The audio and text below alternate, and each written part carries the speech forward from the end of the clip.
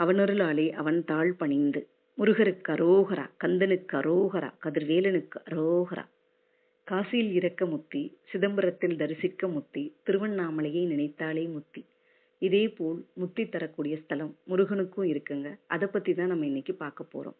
அருணகிரிநாதர் தன்னுடைய திருப்புகள்ல இந்த கோயிலை பத்தி சொல்லும்போது, இங்க இருக்க முருகன் குளிர்ச்சித்தன்மை உடையவர், வேண்டியூருக்கு வேண்டிய வரத்தை அள்ளி கொடுக்கக்கூடியவர் அப்படின்றத சொல்லியிருக்காரு. அது மட்டும் இல்லாமல் மகாலட்சுமி இங்க குடிக்கொண்டிருக்கா, செல்வ கடாட்சியம் நிறைந்திருக்கும் இந்த கோயிலை தொடர்ந்து நம்ம வழிபடும் போது அப்படின்றதையும் திருப்புகள்ல குறிப்பிட்டிருக்காருங்க. பணம், அருள், செல்வம் அனைத்து பக்தர்களுக்கும் கிடைக்கக்கூடிய ஸ்தலம் அப்படின்னு சொல்லி.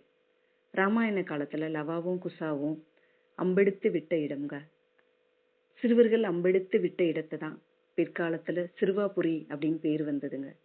திருவள்ளூர் சின்னம்பேடு அந்த இடத்துல உள்ள சிறுவாபுரி பாலசுப்ரமணியன் அந்த கோயிலை பத்தி தான் இப்ப நம்ம பேசிட்டு இருக்கோம்.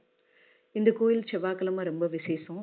6 வாரம் தொடர்ந்து போனா நினைச்சது நடக்கும்பாங்க. எஸ்பெஷலி சொந்த வீடு அமையும்பாங்க. நிறைய பேர் தெரிஞ்சு அந்த கோயிலுக்கு போய் வீடு அமைஞ்சது உண்டு. நான் வாரமே போனேன், 2வது வாரம் வீடு அமைஞ்சதுன்னு சொல்றது உண்டு. வீடு மட்டும் கிடையாது, திருமணம், குழந்தை பாக்கியம், வேலை, தொழில், இது மாதிரி நிறைய விஷயம் அந்த முருகன் வர்ற பக்தர்களுக்கு செஞ்சுட்டே இருக்காரு. அது 1 2 சொல்ல முடியாது. அவரோட அருள் அவ்வளோ விஷயம் நடந்திருக்கு. தொடர்ந்து 6 வாரம் நீங்க போங்க, நினைச்சது நடக்கும். முருகனோட அருள் மட்டும் உங்களுக்கு கூட இருந்தா போதும். நீங்க என்ன நினைக்கிறீங்களோ ஒரு படி மேலேயே அந்த முருகன் செஞ்சு காட்டுவாரு. முருகனை நம்பினவங்களை என்னைக்குமே அவர் கைவிட்டதே கிடையாது. அங்க அண்ணாமலையாரும் உண்ணாமலை அம்மனும் காட்சி தராங்க. பின்னாடி கல்யாண முருகன் இருக்காரு.